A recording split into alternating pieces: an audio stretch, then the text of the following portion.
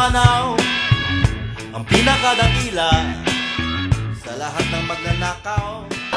Hindi ka na puputi, sumang-ayon ka man o hindi, magturok ka man ng sangkatutak, naglutatayon sa pisngi. Tinan mo ang ngipin niya, parang kabayong umiti, alalayo niya yung pauwi, di ka malayo magbigti. Nakaw, magnanakaw, opisina, may ninakaw na naman kanina.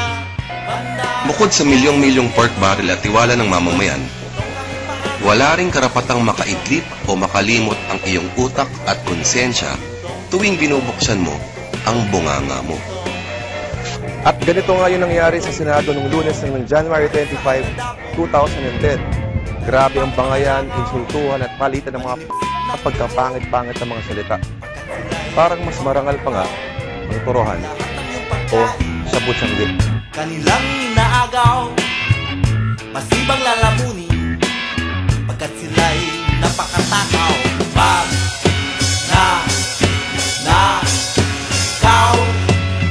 Magnanakaw sa opisina, may ninakaw na naman kanina.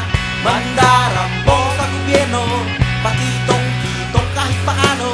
Pakitong-kitong, pakitong-kitong, pakitong-kitong, pakitong-kitong, pakitong-kitong, pakitong-kitong, pakitong-kitong, pakitong-kitong.